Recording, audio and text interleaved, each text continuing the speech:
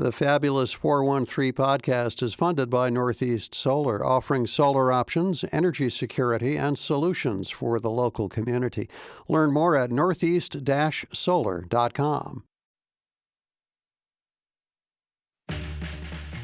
Welcome to the Fabulous 413. I'm Khalees Smith. And I'm Monty Belmonte. Later in the show, we'll revisit some of our spearheaded shenanigans from this past weekend's Asparagus Festival and share some of our conversation from the Fabulous 413 stage that we had with State Senator JO Comerford and Massachusetts Department of Agricultural Resources Commissioner Ashley Randle. Maybe we'll even pit them against each other in a competition where only the grass wins as we make them learn to bunch asparagus on the spot. But first, our nation's newest holiday is coming up in a few weeks as folks start to get ready for Juneteenth. And our local wonderful symphony orchestra is gearing up for a free-to-the-public program that, in that holiday's honor, that will include another NEPM connection. The Springfield Symphony Orchestra presents its second annual Juneteenth Freedom Day concert at 3 p.m.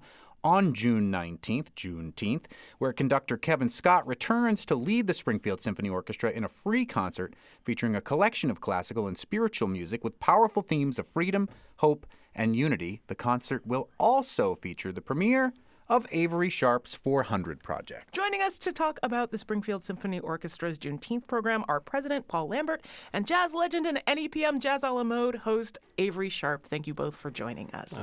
Joy to be here. Thank you for having us. Of course. I've mentioned this a bunch of times on the air, but there was with Avery Sharpe. How long have you been doing the show on Fridays now, Jazz a la Mode? Oh, I think I started November 4th last year. Okay, so like a good solid half year under your belt. Yeah. You were wandering the hallways here, and you looked familiar to me, and I was like, oh, hi, I'm Monty. And you said, I'm Avery. And I made an expletive because I was so excited to see you in our hallways. And then, lo and behold, a couple weeks later, found out you'd be doing a show. And maybe we'll delve into that. And now you have other expletives, and you see him. Is that what you're trying to tell us? No.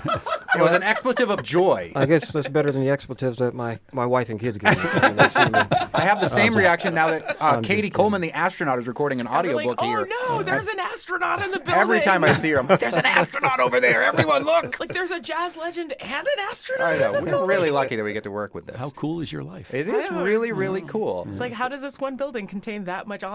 It's true. Thank you very much. I appreciate that. Well, maybe let's start with Paul Lambert from the Springfield Symphony Orchestra. Tell us about why this second annual Juneteenth celebration is something that is important to you and the orchestra. Well, the whole beginnings of the first annual Juneteenth concert a year ago, we had, as we've been very public about and everyone knows, the Springfield Symphony Orchestra came out of some really difficult times over the last 5-10 years. And in particular, what I refer to as the zombie period, when everything had stopped. And there were no concerts, and there was labor issues, and there was trouble and strife and all like that. And it wasn't just COVID, but that was a part of it. That was part of it, big part of it, sure.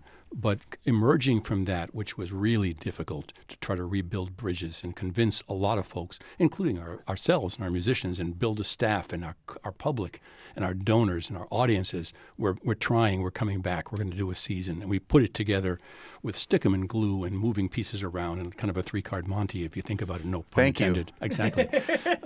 And the folks responded as we tried very intentionally to say it's a different time, it's a different approach. We had guest conductors representing a range of faces and styles and attempting to bring in new audiences, diverse audiences, younger audiences, representing this wonderful mosaic of a community that we live in. And folks responded. And we felt as we were coming towards the end of that season, we should do something to say thank you. We should do something to say to our community at large, we are here, we really appreciate your support. What can we do just as a gesture back to our community to say, we're all in this together, we love each other, and we're going to do something wonderful for the future. And as we looked at the calendar, there was Juneteenth. Mm-hmm. And we thought this is just a wonderful opportunity with this brand new national holiday, which so represents a lot of what we all hold in our hearts in terms of the outreach, the collective together celebrating freedom and hope and overcoming obstacles and a lot of the things that are so important right now. We thought, let's try a Juneteenth concert. Let's see what we can do. And I didn't know if we could. There were many moments because we had to raise the money to do a free concert. Yeah. I'm just telling you, not an easy thing to do. It may be free for you who yes, goes. It's exactly. not free to put on. And as Avery knows, because he sat through many of the meetings with me, there was a moment we kind of had to say, so we're going to jump out of this airplane or not? And if we do, we're going to pull this cord and sure hope a parachute opens. And I remember thinking to myself, you know what? We've come this far. We're going to go for it. And we did.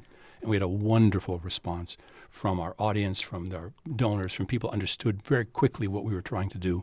And I got up on stage with this wonderful, enthusiastic audience, including hundreds of people who said they'd not only never been to a Springfield Symphony concert before, but had never been in Symphony Hall before.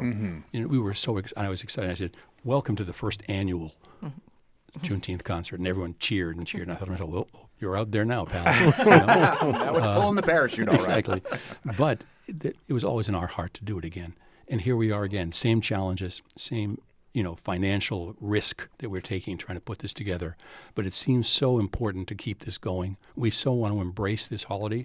I've learned since then, of course, a lot of symphony orchestras are doing a Juneteenth concert. And in particular, we're doing ours on the holiday, which, as obvious as that sounds, a lot of people are kind of startled. Oh, you're doing it. When is you doing your Juneteenth concert? And we say, on Juneteenth. And they go, oh, that's great. That's great. And so we're going to try. We're trying. And we'd love to keep this tradition going. We don't know if we can. Every time we do something new and exciting, it's out there. But in particular, it's in our hearts, again, the gratitude we feel to our community, the way we need to all come together to make so many wonderful things happen here, including, we hope, celebrating and helping grow a vibrant future for the Springfield Symphony Orchestra. Avery, I don't think I realized that you were involved with it last year, too. Beyond the fact that you have a piece in this year's, which we'll get to, what's different between last year and the initial Juneteenth concert and this one that's happening in a few weeks? Well, last year it was the maiden voyage, so we didn't really know what was going to happen. So between me and Kevin Scott, we put together a program that I thought would appeal to the community.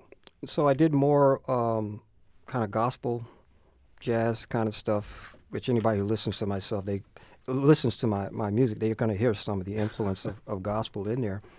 So, something that people are more familiar with. I did Hezekiah Walker, that kind of stuff, and some arrangements of tunes that I've done on my albums that are spirituals and so forth. So that was the difference from last year. This year, they're going to feature my 400 project, an African American musical portrait. And when I originally wrote this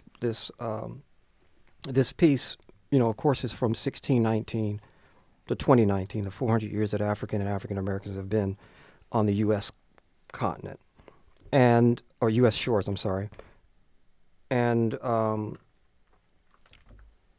originally I was doing it in two sections. I was going to do a smaller group with a choir and my quintet, and then I was going to expand it to an orchestra. That was my original plan, but COVID and everything else happened, and so everything kind of blew up. And I really just want to thank Paul Lambert for, first of all, doing a Herculean lift of, putting the symphony back together. And then, he has a very creative mind. I'm just going to say it. Sometimes administrators, they have a very narrow, but since he's an artist and a creative person, he sees the wider vision. He thinks outside the box. And the Juneteenth thing is really, well, as he said, some people have never been in the symphony other than for graduation. Yeah. So this, it's not like the orchestra or symphony music is over there. It's right here. I mean, it's functional. And with my project 400, honoring the fact that African Americans have been here for 400 years, and it's not a celebration. It's just an acknowledgement that. And so what I had to do was break up. The challenge was, how do I make 400 years into 60 minutes worth of music? Right. So that was my challenge, and I broke it up into 100-year increments. And the great thing about being an artist, it's subjective. So I chose the highlights of those 100 years that I wanted, that I thought that should be, brought forward. So it's a really interesting piece, listening to the album version of it, which I think is really cool. It's widely available. Find it on his website, Avery Sharpe's website. But what are some of the changes that you had to do to the arrangement for adapting it to symphony orchestra? This was initially your plan. Right. So right. I imagine you had like some workings on it. It wasn't so hard to adapt. Yes and no. Easy for you to and say. Are you playing the whole 60 minutes? You're doing the whole album? Yes. We're doing that's the great. entire Oh, album. cool. That's We're doing amazing. the whole album. We're going to have narration in between. Wow. And we also have a video screen that has images, about 5 to 7 images behind each tune. So video will be going as well. And when I did it with the small group, it was also the same thing. I had a video going while we were playing. I was the narrator, which was basically me just doing my thing and talking about the different segments. The first, 1619, that was the Arrival. So that's the first tune, Arrival. And then Is There a Way Home? So I just go through chronologically what my ancestors were thinking, or trying to put that into, I'm not going to sound exactly like music from the 1619, whatever that was. Right. But it's my concept of, what I thought Africa was, and the Africans coming to the shores. Me trying to hear that. What does that sound like? So And your lyrics too? I mean, some of these songs have lyrics as well. all my lyrics. Yeah. Except the spoken word. Well, it's funny.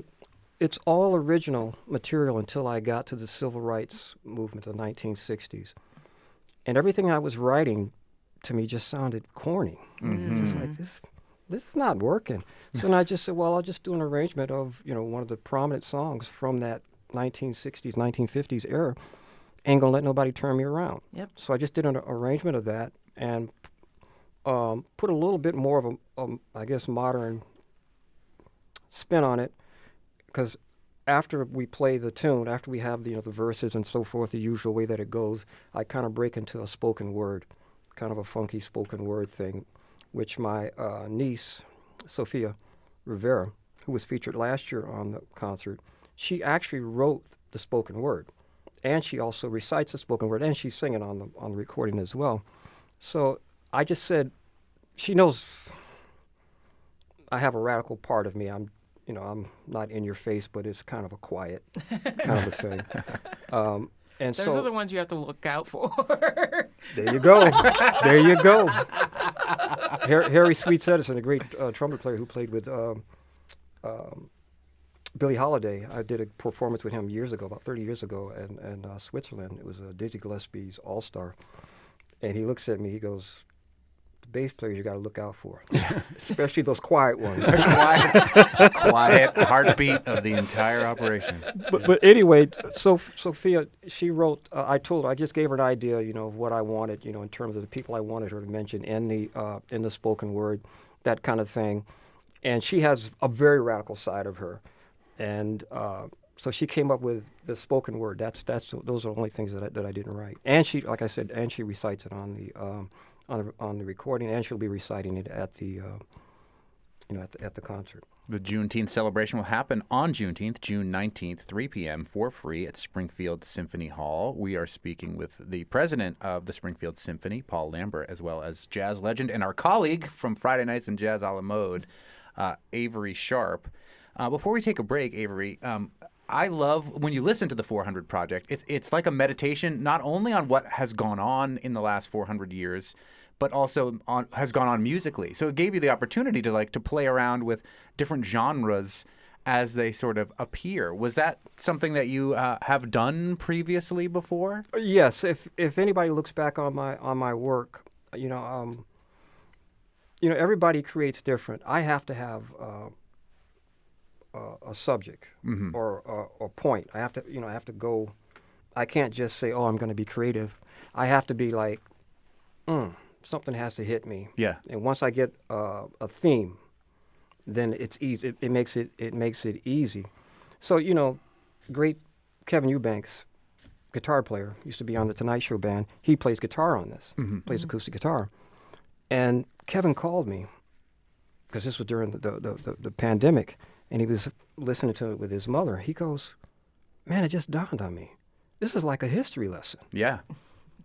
I said, "Yeah, that's, edutainment, as they say." So that's why I did it. So, chronologically, I went through some of the different musical, inventions that America, and in particular African Americans, have come up with. So I always tell people, try to hear American music without the African American influence. Good luck.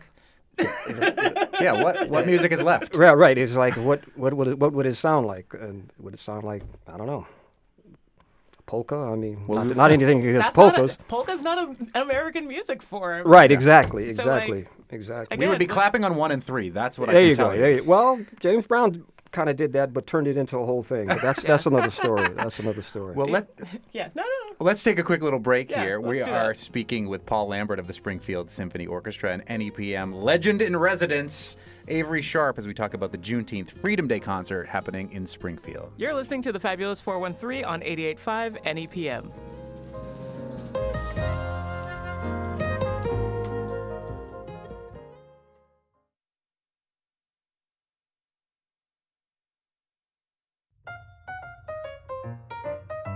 Welcome back to the Fabulous 413. I'm Monty Belmonte. And I am Clee Smith, and we are with Paul Lambert of the Springfield Symphony Orchestra and NEPM Jazz a la Mode host, legendary bassist Avery Sharpe, to talk about the Springfield Symphony Orchestra's free Juneteenth Freedom Day concert happening on Juneteenth. Now, Avery Sharpe's 400 project is not the only piece that is going to be performed at this. What are some of the other things that might be heard if people make their way to Symphony Hall on June 19th? Of course, there's beyond, it's important, there's this wonderful full symphony orchestra. There's Avery Sextet. There's also the Springfield Symphony Chorus on stage. There's the Sharpe Family Choir on stage.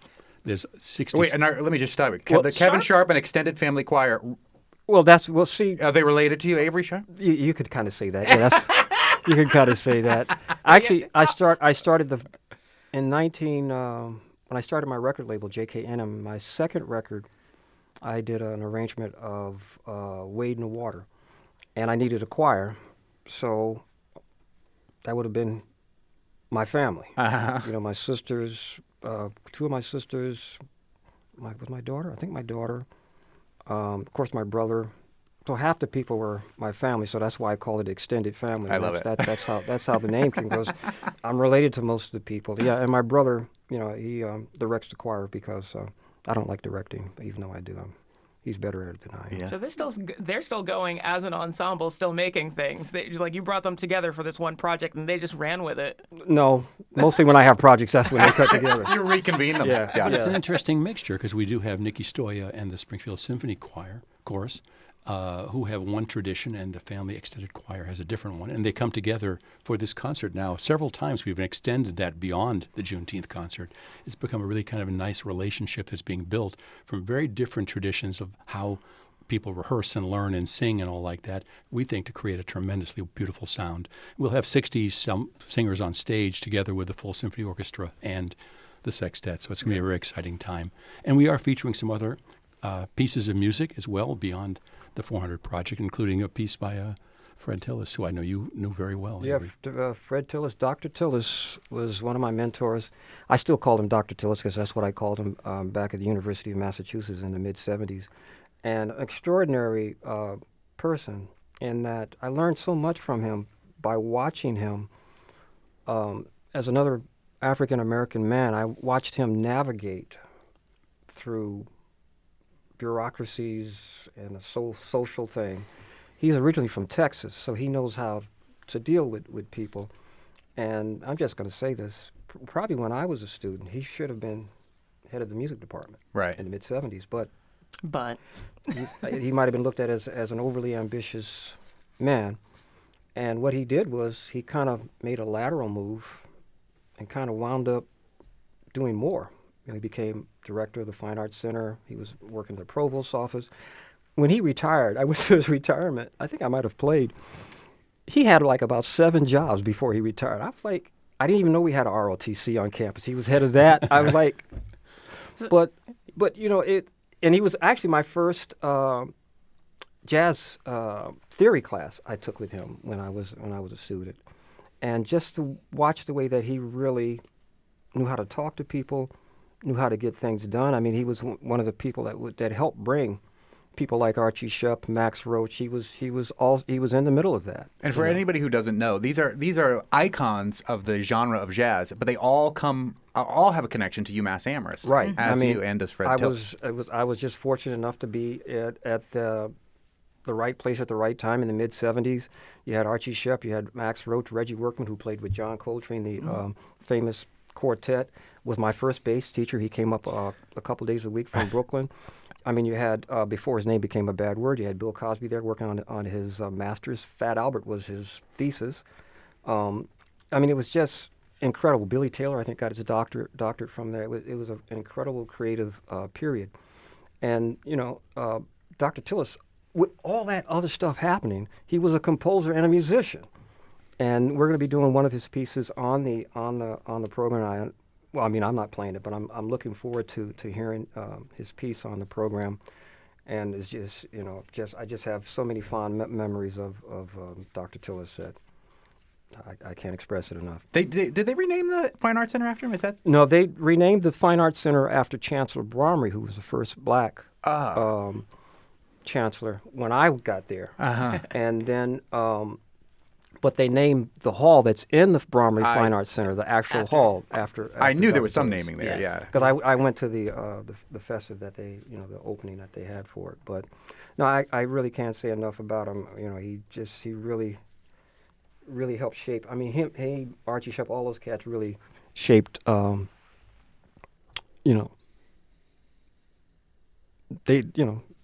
I wouldn't be me without them. Mm-hmm. I wouldn't have excelled to the places that I have. And these are so many of the wonderful people who've made up our, again, I mentioned the mosaic of our community. We live in this wonderful place. The Bromley family, they're wonderful people, Dennis, and these are great folks who've done so much in the community to this day, And Mr. Tillis' daughter came up to me recently, one of our concerts, having learned we're doing her dad's pieces, and was so proud and happy to be doing it. The whole idea here is to celebrate where we come from, to celebrate the wonderful community we live in. And we're getting, a lot of support. There's a flag raising at 2:00 in front of City Hall, deliberately tied in to the timing of our concert, so that a lot of folks, the political folks who get together to do such things, are very aware of what we're doing and very supportive of what we're trying to do. And the whole idea is for us to pull together our community at large, to find different ways to bring people together, because we so critically need it right now, to get together for some joy. The world, as we've talked about, is just so darn sad. We need some joy, and we have so much beautiful music here. It's one of the things, that and basketball, that can bring us all together. Hopefully we get together and celebrate some Celtics victories. And, Paul Lambert was the head of the Basketball Hall of Fame for an awfully long time. I worked there for a long time. I was lucky enough. Are you feeling good about the Celtics' chances? Love it. I mean, the Mavericks are really good. Luka is dangerous, and Kyrie's a killer. Before we run out of time here, Avery Sharpe, tell us about Kevin Scott, who you worked with last year, and who'll be conducting your piece, I believe, again, the 400 project, this Juneteenth. Well, I first met Kevin last year, beginning for the first, when they had the Martin Luther King concert, and I met him, and we started talking, and we started communicating. I told him about my 400 project, and and then speaking to Paul, we were able to get the Juneteenth, the first Juneteenth project happening, and he's just great. He's an incredible conductor and composer and narrator on this concert coming up, and he's just a wealth of knowledge. It's like an encyclopedia.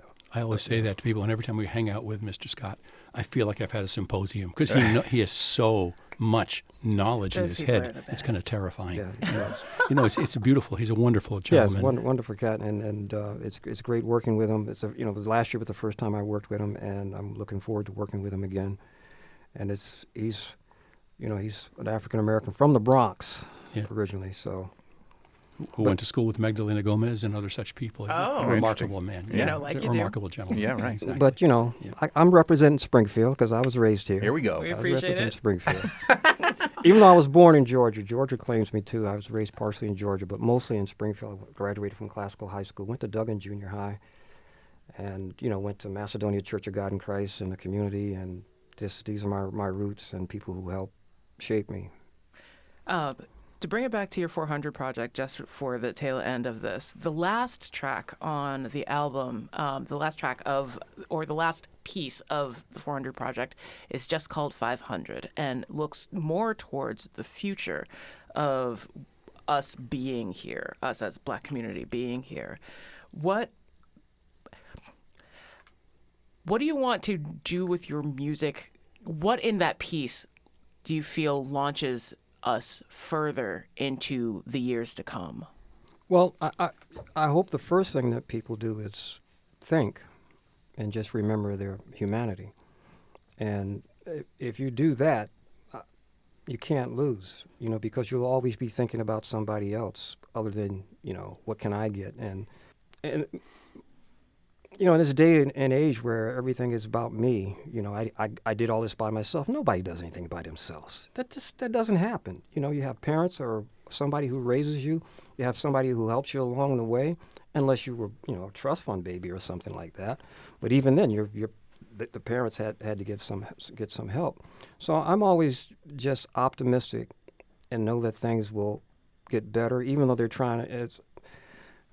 People said, you know, when the administration before came in, they said, well, they're trying to take us back to the 1960s. I said, no, they're trying to take us back to the 1860s. And I don't think that's hyperbole. You look at what's going on now. But I'm always optimistic because, you know, it comes in cycles. You know, the freedoms that you have, even America, we can see. You can't just take it for granted. You always have to be vigilant because there's always somebody's going to say, hey, I don't like those people over there, not realizing that, you know, 80 years ago we just had a Holocaust. You know, then it all starts all over again, you know. But I'm always optimistic, and hopefully that my music, which is what I try to do, this is why I do projects like this, is to get you to think. If it gets one or two people to think different, that could make a difference. That could make a difference. We always think, well, what can I do? I'm just one person. You can. I mean, look at what some bad people done. I mean, I hate to use his name, but Hitler changed the entire world. Wasn't here that long, which I've never understood either. Why would you do so much damage? Yeah, I'm talking about individuals as general. Why would you do so much damage? You're not even going to be here. Just be cool. Or in the words of that great philosopher, I don't mean Martin Luther King, Rodney King, can we just all get along? Yeah. You know? And I was thinking about my philosophers, Bill and Ted. Be excellent to each other and party on, dudes. Party on. And party on, Dude. dudes. Avery Sharpe, the incomparable Avery Sharpe, jazz legend, and our colleague here from Jazz a la Mode on Friday nights, whose 400 project will be performed for free at 3 p.m. on Juneteenth, June 19th, in Springfield at Springfield Symphony Hall for their Freedom Day concert. And the CEO and president of the Springfield Symphony Orchestra, Paul Lambert. Thank you both so much for putting this concert on and for talking to us about it today. Well, thanks for having us. It's a joy to be with you, as Thank always. you. Appreciate it. It's going to be so cool. Sure is. Coming up, we'll hear some of our conversation with State Senator JO Comerford and MDAR Commissioner Ashley Randle from this past weekend's NEPM Asparagus Festival. Not to mention hear them and a few others try their hand at bunching asparagus and see who makes the best collection of spears, as judged by folks from Plainville Farm and Hadley. You're listening to the Fabulous 413 on NEPM.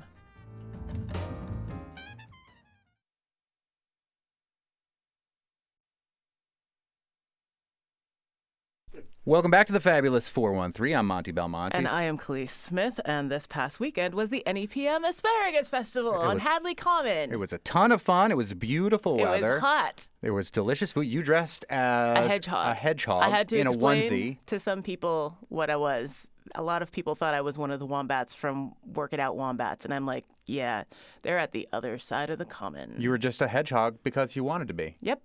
There you go. Sometimes you just want to be a hedgehog. Hey, you don't have to tell me. I'm known for dressing up. They're Although tiny. I admit I was surprised. I was like, Khalees wants to dress up in a costume.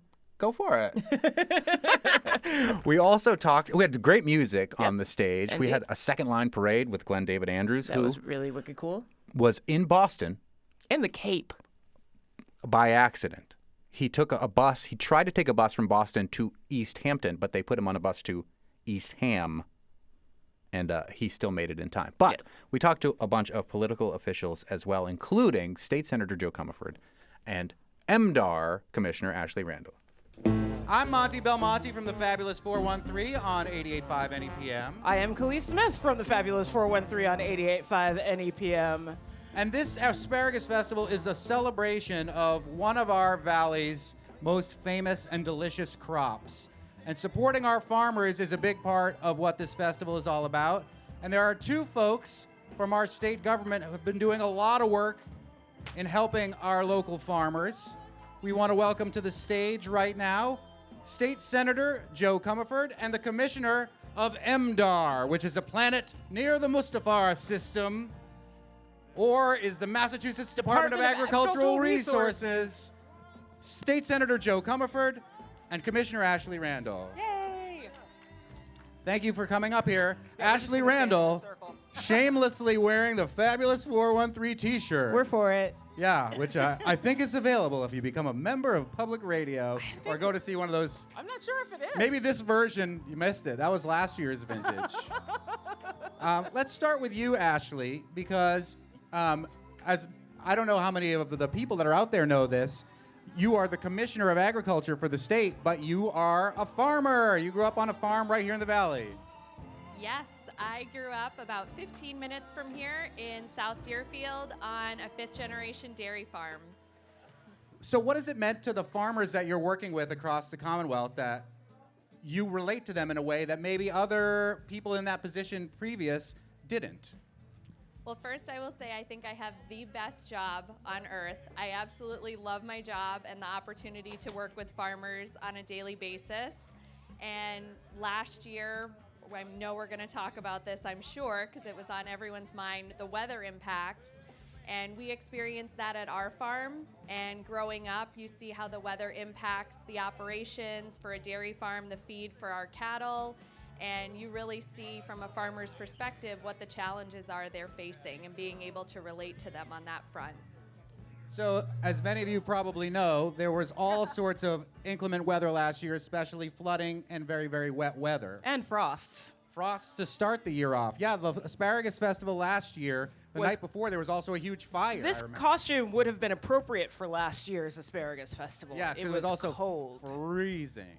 The state, though, stepped up in ways that it hadn't previously for farmers because of how bad things were. State Senator JO Comerford, you're the chair of the Agricultural Commission. You can keep the mic. I'll hold it for her. I want you to be able to ask questions. You can't do that without a mic.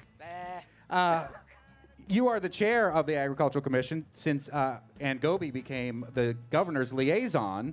Tell us what that commission's task is and how that changed in light of what went on last year. Well, first of all, it's the first time the legislature has ever had a joint committee on agriculture.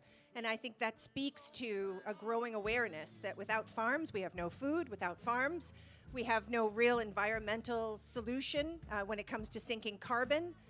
Without farms, we don't have the gorgeous way of life that we have here in Western Mass and across the Commonwealth. Without farms, we don't have beautiful green space for all of us to be able to have recreation or community gatherings like this. So farms are intrinsic to our way of life. And so that committee, the Joint Committee on Agricultural Resources, had a slew of bills before us. And the main task of that committee is to figure out how farmers can keep farming against all odds. Farmers in the Commonwealth make about 94 and 95 cents for every dollar they spend. Think about that. It's a losing economic proposition, but they do it because they love it. They do it because, like Ashley's family, they've been doing it for generations, and God, aren't we grateful and lucky that they keep doing it? But we can't just be grateful. We have to take action. And so that's what the legislature is doing in partnership with the best commissioner of MDAR we've ever had and the Healy-Driscoll administration.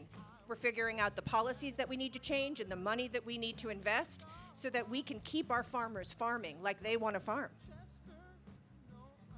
Is that what 21st Century Agricultural Commission is all about?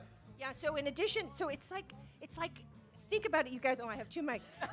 Think about it. I'll give my mic to Joe. You give your mic to Ashley. All at once, the following things are happening in the Commonwealth of Massachusetts. We have the first ever Joint Committee on Agricultural Resources. We have the first ever 21st Century Commission on Agriculture. I happen to also chair that. We have a Food Policy Council chaired by Commissioner Randle. It's a statewide body. We have a statewide piece of work happening right now, which the Commissioner and I are also part of, which is looking how to end hunger in the Commonwealth while strengthening farms and the food system. It's all happening at the same time. So this commission is actually looking at things like how do farms manage the energy crisis that's ahead of us? How do farms deal with the rapidly changing climate? And what do we have to do as the government to help them do all of this? Ashley Randle of MDAR, how are farmers faring so far this year, which has been a lot kinder to everyone weather-wise? Like, what are you hearing from folks in the agricultural community so far this year? So far, things are looking positive. Last year, we did not have a peach crop, and apples were impacted as well as stone fruit. The peaches are looking great, so we will have peaches this year. We will have apples. And we recognize that last year a lot of crops were lost during the July flood events. And going back to the legislature and the partnership, the $20 million that the legislature allocated to farms last year was game changing. It helped farms stay in business and continue farming into the season. And so I continue to hear from farms expressing their appreciation for how they could cover their operating expenses, keep their employees on their payroll, be able to plan for this year and know that there was a future ahead of them because of that $20 million. And that was also the first time that direct aid had been provided to the Massachusetts farming community. So that was an incredible investment and show of the commitment from the legislature and the administration to our farmers. Senator Joe. And can I say that not one farm went out of business? After the catastrophic frost, freeze, and floods, not one farm went out of business. And that's our job, right? To work in partnership with the Healy-Driscoll administration and the legislature. And if it hasn't been done before, so what? These are new times with new awareness about the importance of farms. So let's continue to invest public funds in a public good. Yeah, if your tax dollars are meant to fill potholes in the road so that your car can go to and fro and we don't complain about subsidizing that, if we want to believe that agriculture is something we should invest in, that's something that the legislature, can do to make sure. Now, there was this $20 million last year. Is there any hope that in the future this becomes part of a state budget, that farms would be supported year in and year out as opposed to only when there's emergencies like there were last summer? So after July, in good partnership with the Commissioner of MDAR, Representative Natalie Blais and I filed a bill. It's a disaster relief and recovery bill. And in a matter of months, that bill vaulted from just being an idea that we researched, and we really took the power of the organizing of our farmers here in Western Massachusetts behind us, to vault into the legislative session. And Governor Maura Healey, gutsy Governor Maura Healey, put that in her fiscal year 25 budget. So we could and should have a disaster relief program here in the Commonwealth for moments like that. Right now, when disasters strike, it has to be the will of the legislature at that moment, or the ability of the legislature at that moment to respond. That's ridiculous, right? Because our climate is growing more and more intense, and these events are going to happen. These natural weather events are going to happen. So I'm very hopeful that when the governor signs the fiscal year 25 budget, that it will have a disaster relief program. And one of the lines stipulated in that program is farms and farmers, municipalities, nonprofits, neighborhoods, right? Because the government should be here in time of crisis. So I'm pretty grateful to Governor Maura for doing that for us. And I'm grateful for the partnership with Natalie, for sure. Okay, here's the tough question. Commissioner Ashley Randle of the Mass Department of Agricultural Resources, what is your favorite way to eat asparagus? I love grilled asparagus with some Parmesan and a little prosciutto. That's the best way to eat it. Delicious. Same question. They actually had that at the graduation party we were at yesterday, Senator Joe. My wife Ann made that. Oh, it was delicious.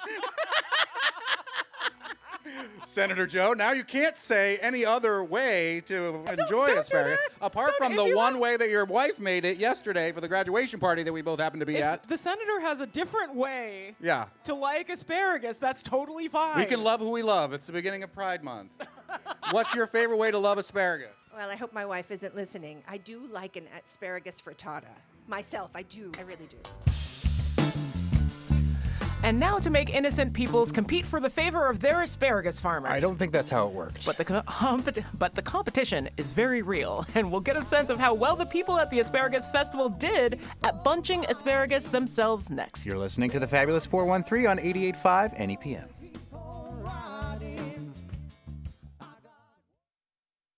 The Fabulous 413 podcast is funded by the UMass 5 College Credit Union, offering co-op advantage checking with cash back on all purchases, plus secure debit card controls, all from the UMass 5 mobile banking app.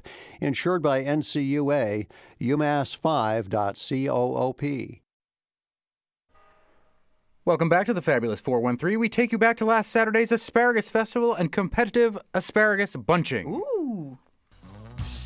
This is an asparagus bunching competition part of the event.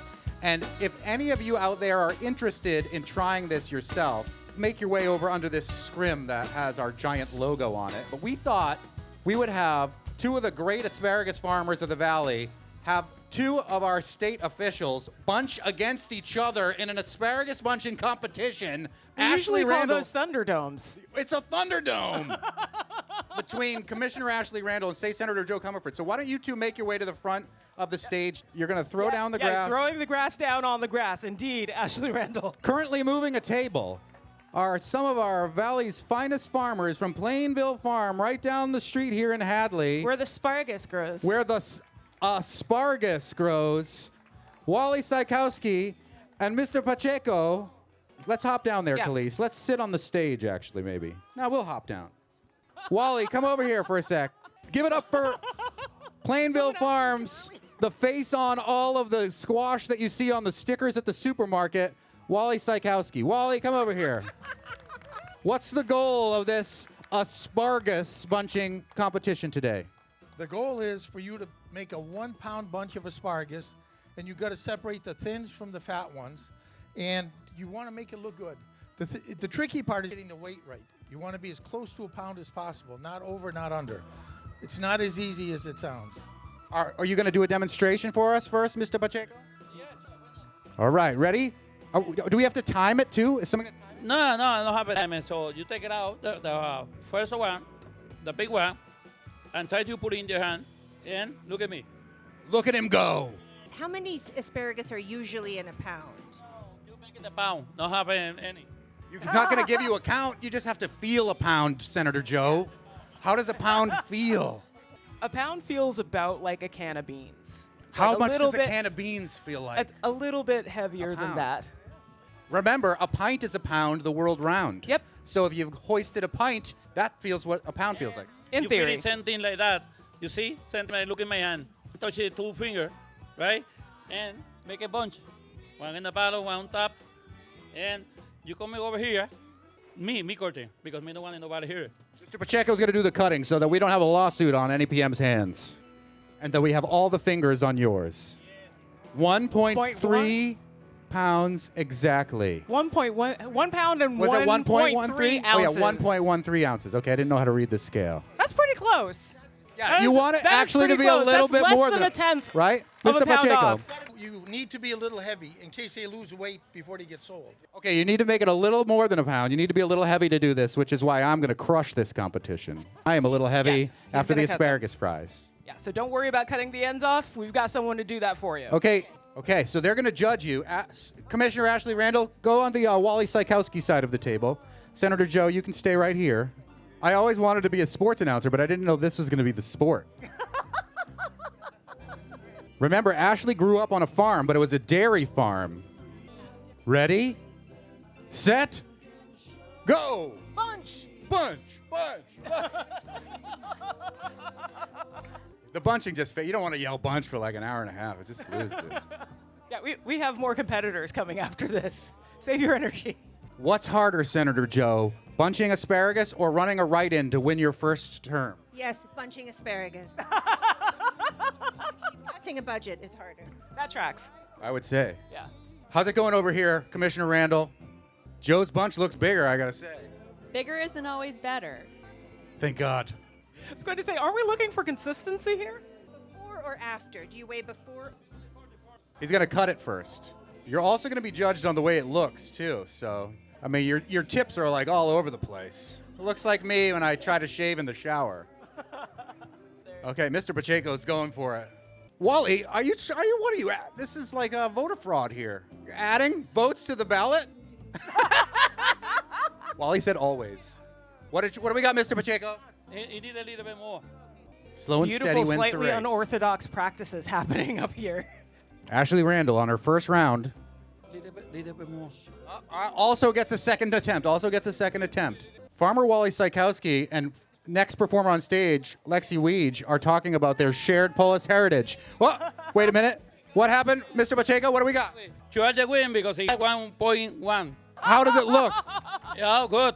Our first winner in the asparagus bunching competition is the Commissioner of the Mass Department of Agricultural Resources, Ashley Randle. Not technically a ringer because she's a dairy farmer. Right. And our first runner-up in a two-person competition is State Senator JO Comerford, both of whom are doing an awful lot of work on Beacon Hill for our farmers, and that's what this celebration here is all about. Thank you so much, State Senator JO. Thank you so much for holding up our farmers and for loving them. And now the commissioner is not only going to be sporting a fabulous 1-3 t-shirt, but now gets a Plainville Farm hat. She's got all the swag. They're letting them choose between pickled asparagus and Plainville Farm hat, and Joe has chosen I can vouch for those pickles. They're delicious. Mine are still getting spicier in my fridge. Joe's second bunch was almost right on the money, just saying. How do you feel after your big victory, Ashley Randle? It's a very sweet victory. I had a great competitor, but also a friend and colleague. So it's a humbling experience compared to milking a cow. Let's do a bunching competition. Come on over here. First two people. All right, these first two people in line. Is it only two This is people? my mother. Your mother's going to bunch? Yes, me and my mother. You're going to go against your mother? Yeah. All right. What's your name? Mark, Mark, where are you from? Northampton. What's your name, Mom? Vicky. Mom's name is Vicky. Are you also from Northampton? Yes, I am. All right. Mark and Vicky. On your mark. Get Vicky. Go. I love it. Clap along. The terrible competitive bit of me wants to start taking bets. Well, yeah, we could do betting now. It's Massachusetts. We bet on everything here. Bunch up the jam. Bunch it up while your feet are stumping. We can sing the Brady Bunch theme. What other bunch songs are there? Good vibrations. Does that have bunch in it? There's Marky Mark and the Funky Bunch. Oh, I was thinking the Beach Boys. I tried to forget about that sad chapter in Marky Mark's history. Well, one of his sad chapters. Okay, Oh, wow. Mark has already gone in there. He's bunched. Vicky's still thinking about it. Mr. Pacheco? He got it? Oh. Mom, Vicky, we'll see how you do. You put those rubber bands on there. We got Mark with the speed. I did it last year. I wanted to come back for. You're a ringer! Absolutely. You've had I was just practice. under last year, so I had to make sure I was just over this year. Have you been practicing all year? I'm a butcher in the past, so I know a weight of a pound of meat, so that's what I was going on. What do you do now? I work at Burger King. Not a sponsor of the Asparagus Festival. But they can be if they wanna. Vicky, tell us about your bunch. What was your motivation? Just to kind of get it together. My hands are very tiny. Let's see how much Vicky's... Mr. Pacheco's not even going to weigh it because Mark has already beaten his mother. Can we take the next two in line? What? Look at this shirt. Asparagus Girl Summer. And look at this, too. Wait a minute. Are these have homemade mega fans. asparagus shirts? Yes. Oh, yes, we love it. Did you make it just for this occasion? Yes, of course. Good job. Wow. Okay, I love it. What's your name? Ivy. Ivy, where are you from? New York. New York City? Yeah, I go to school here. Where do you go to school? Smith. Heard of it. And your name? Caroline. Do you also go to Smith? Okay. Where are you originally from? I'm French. So you know asparagus. Okay, wonderful. I don't have to give you any tips about like bunching the things because people have not been paying attention to the tips. Are you ready? Ready, set, bunch. Bunch. These guys are serious about the bunches. They're not like, you're They done. came in homemade you asparagus lose. shirts. Ivy has won. Wait, before you guys go, tell me about your decision to make these handcrafted shirts for the festival. We came last year and we thought it was really cute. So last night we went to Michael's and just got supplies. Wow. And is this going to be Asparagus Girl Summer now that Sad Girl Summer's over? Absolutely. Love to hear it. Well, a big round of applause to our bunchers right here. And thanks to everyone to support the Asparagus Festival and public media at the NEPM Asparagus Festival this past Saturday. Another shout out to Vanessa Cirillo for putting a lot of hard work into it, too. Indeed. Tuesday on the Fabulous 413, Professor Emerita of American History at Princeton University, Nell Irvin Painter, who is coming to Bombyx Center for Arts and Equity in Florence to talk about race in America, Sojourner Truth in Florence, making art in later life, and her latest book. She does a lot, y'all. Yeah, she does. And we'll meet the CEO of the Trustees of Reservations, Katie Theoharides, who'll educate us about preserving exceptional places of all types in the 413 and beyond. Cultural and forest and more. And homes, etc. We'll leave you with some of Avery Sharpe's 400 project. I'm Monty Belmonte. I'm Khalees Smith. We'll see you tomorrow on the Fabulous 413.